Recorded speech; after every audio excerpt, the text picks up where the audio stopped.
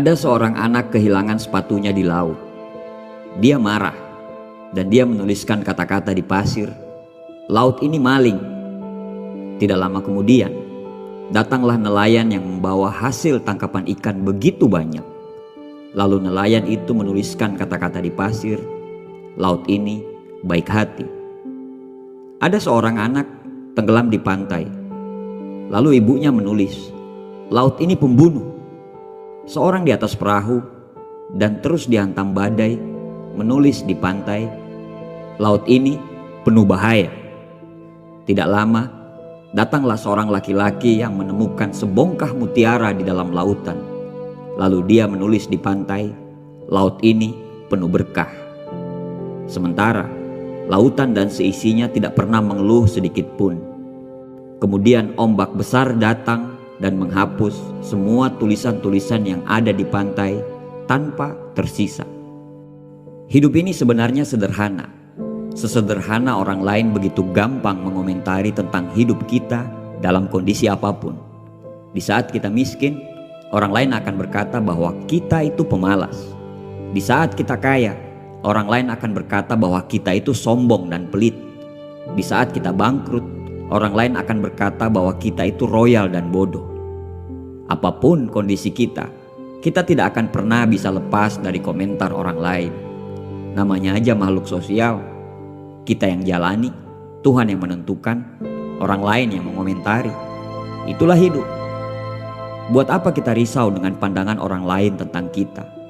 Karena setiap orang membaca dunia dengan pemahaman dan pengalaman yang berbeda-beda. Teruslah melangkah selama apa yang engkau yakini berada di jalan yang baik dan benar, meskipun kebenaran dan kebaikan belum tentu dihargai orang. Tidak usah repot-repot menjelaskan tentang dirimu kepada orang lain, karena orang yang menyukaimu tidak membutuhkan itu, dan orang yang tidak suka padamu tidak akan percaya akan hal itu. Jangan habiskan usia kita untuk selalu mendengarkan kata orang. Hiduplah atas kemauan kita. Karena bukan orang lain yang harus kita buat bahagia, tapi diri kitalah yang harus kita bahagiakan.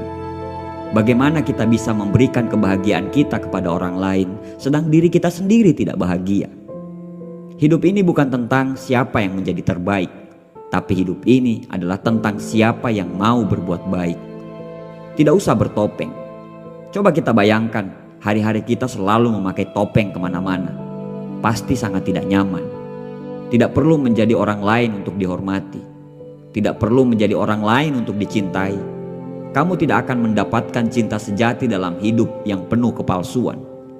Kamu bisa mendapatkan hormat dan cinta orang lain karena menjadi dirimu sendiri. Ya, menjadi apa adanya kamu. Jangan menghapus persaudaraan hanya karena satu buah kesalahan. Tapi hapuslah kesalahan itu untuk melanjutkan persaudaraan yang sudah dibangun.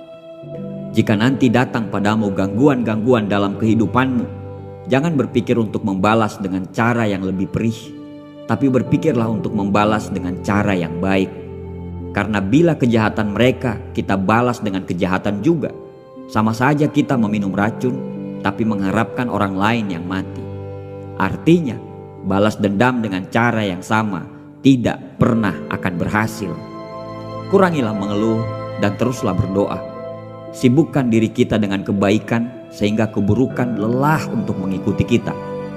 Tugas kita di dunia ini hanya untuk berbuat baik dan benar, bukan untuk menilai apalagi menghakimi orang.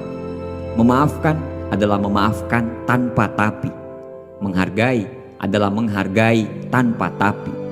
Manusia menilai apa yang mereka lihat, apa yang mereka dengar, tapi Tuhan menilai apa yang ada di hati kita. Janganlah kehilangan rasa percaya diri kemudian khawatir dengan komentar jiwa kecil yang iri dengan kehidupanmu. Jangan pakai hukum sebab akibat untuk membenarkan amarahmu. Karena jika engkau baik, amarah tidak akan pernah tumbuh subur di hatimu.